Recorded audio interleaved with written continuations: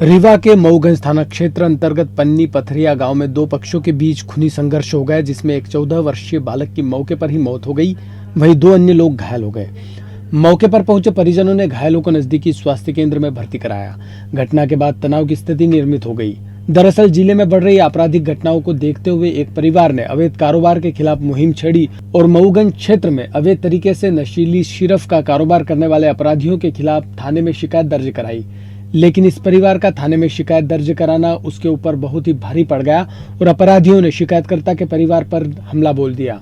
सुबह जैसे ही शिकायतकर्ता मोटरसाइकिल से अपने भांजे के साथ घर जाने के लिए निकले, तभी आरोपियों ने उन पर ताबड़तोड़ लाठियों और डंडे बरसाने शुरू कर दिए, जिसमें शिकायतकर्ता के 14 वर्षीय भांजे की मौत हो गई और दो अन्य लोग घायल हो गए।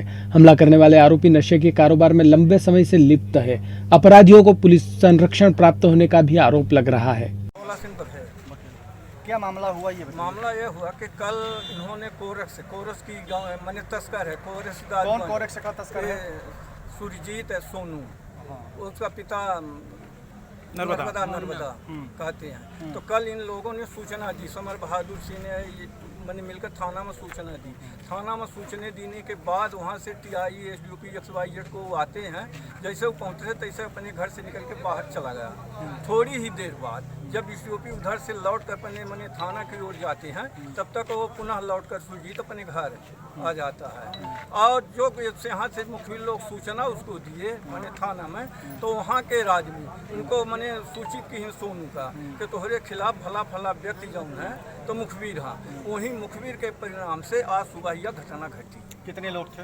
करीब 15-20 आदमी थे। मारपीट में 8-9 आदमी थे और वहीं बैठे थे। आपकी मांग क्या है? हमारी मांग है कि यहाँ का जो पुलिस प्रशासक है, टीआई एसडीओपी, इनको हटाया जाए और अन्य स्थान के जैसे समरजीत वगैरह हैं, इनसे यहाँ की जांच कराई जाए। अच्छा, आप एसडीओपी के दोषी क्यों मानते हैं? एसडीओपी के दोषी ऐसे मानी थे कि जब उनका सूचना दीन गई रही या सूचना देने के बाद उनका कोई व्यक्ति यहाँ सूचित कर दी नहीं होगा, ऐसे उनका मानी थे कि दोषी यहाँ। फिर आधा घंटा पहले यहाँ से फोन लगाई थाना का, और थाना जो उन्हें तो जब मर्डर होगा, हम वहाँ थाने जब पहुँचे टीआई साहब से कहें कि टीआई साहब अपना यहाँ सो रहे हैं, बैठे हैं, वहाँ घटना घट गई, मास्क लगाओ मास्क। हम कहें मास्क लगाने का टाइम है, आप मास्क लगवा रहे हैं, वहाँ मर्डर हो गया। तब तक छटपटा के उठे, कहीं कहाँ पहन बताइए, कहीं चलो हम चलते हैं। इसके बाद हम एसडीओपी साहब पे ले गए।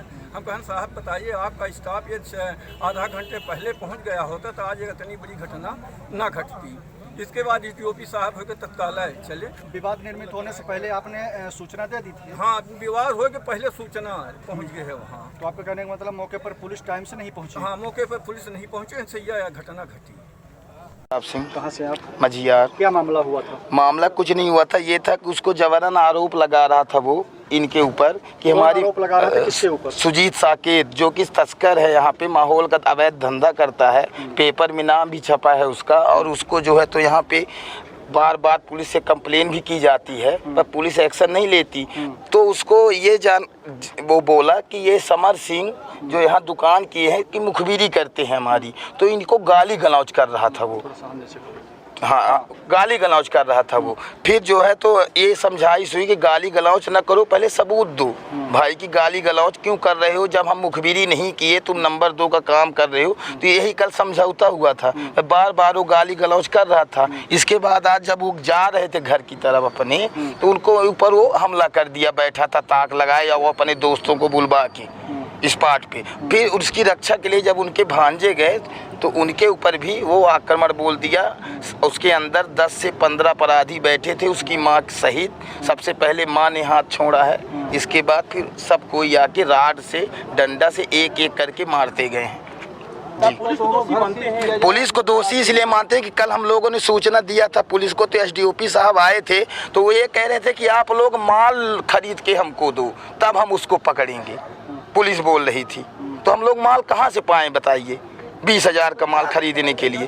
तो पुलिस कुछ नहीं बोली, चली गई। और जो कि अपराधी है, पेपर में नाम है उसका, तब भी पुलिस उससे मिल के आई, पर उसके ऊपर हाथ नहीं लगाई। बोलती है कि माल खरीद के दो तब हम पकड़ेंगे। और जो कि उसके पास बहुत दिन से मुकदमा पंजीबद्ध है, हर चीज़ है, पेपर में नाम है, अभी भी मुकदमा चल रहा था। फिर पुलिस ने कोई एक्शन नहीं लिया। एसडीओपी साहब आए थे और चले गए मिल के उससे, उन्होंने कल भी कोई एक्शन नहीं लिया, नहीं तो ये अपराध ना बढ़ता। हत्या की गंभीर घटना घटित हुई जिसमें करीब 8 लोग नामजद हुए हैं। दिन की बात है, लगभग 10 बजे के आसपास की बात होगी। 3 लोग जिसमें एक मृतक बालक है और 2 अन्य व्यक्ति समर सिंह और रत्नेश सिंह मोटरसाइकिल से आ रहे थे। तो एक सोनू साकेत नाम का अपराधी है, वो उसके घर से अचानक निकले लोग और इन लोगों पे हमला कर दिए, जिसमें उसकी बालक की मृत्यु हो गई और 2 लोग गंभीर रूप से घायल हुए। बालक की घटनास्थल पे ही मृत्यु हो गई थी और 2 लोग गंभीर रूप से घायल होकर इस समय SGMH में इलाजरत हैं। इस घटना में सभी आरोपियों के विरुद्ध FIR दर्ज कर ली गई है और अगले 24 घंटे के भीतर हम सभी आरोपियों की गिरफ्तारी सुनिश्चित करेंगे। साथ ही साथ इसमें कई ऐसी बातें बताई गई हैं, यदि किसी भी पुलिसकर्मी की इसमें गलत भूमिका है तो उसके खिलाफ भी कड़ी कार्रवाई होगी। सर, ऐसे इनके द्वारा आरोप लगाया गया मृतक के परिजनों के द्वारा कि उनके खिलाफ आवेदन दिया गया था थाने में कि अवैध कोरेक्स का बिजनेस करते हैं, तो पुलिस बुला करके छोड़ दी।